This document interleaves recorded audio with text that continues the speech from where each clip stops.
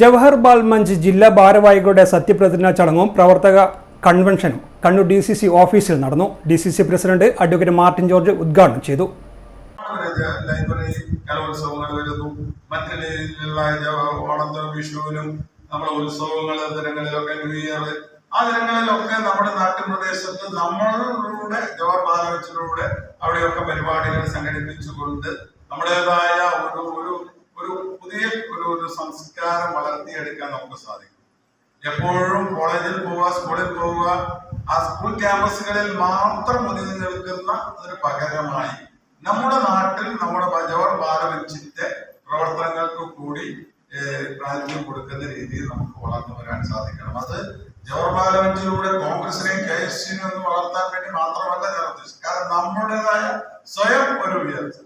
നിങ്ങളിപ്പോൾ ഈ 222ഓളം കുട്ടികൾ ഒന്നിച്ച് ഒരു ദിവസം കിടന്നുറങ്ങി, ഒരു ദിവസം രാത്രിയിലും പകലും ഒക്കെ ഒന്നിച്ചിരുന്ന് സംസാരിച്ച് കാര്യങ്ങൾ കഥകൾ പറഞ്ഞ് നിങ്ങളുടേതായ എല്ലാ വിശേഷങ്ങളും പങ്കുവെച്ച് നിങ്ങളെല്ലാവരും എന്താ ഇവിടെ ഇരിക്കുന്ന ഇപ്പൊ നിങ്ങളെല്ലാവരും ഇവിടെ ഇരിക്കുന്നവരും അവിടെ ഇരിക്കുന്നവരും അങ്ങോട്ടും ഇങ്ങോട്ടും വിദ്യാർത്ഥികൾക്ക് തമ്മിൽ പരിചയം വന്നു എന്ന് പറയുമ്പോൾ നിങ്ങളെ ഇപ്പൊ എത്ര പേര് അറിയും ഈ ജില്ലയിൽ നിന്ന് നിങ്ങൾ മനസ്സിലാക്കും.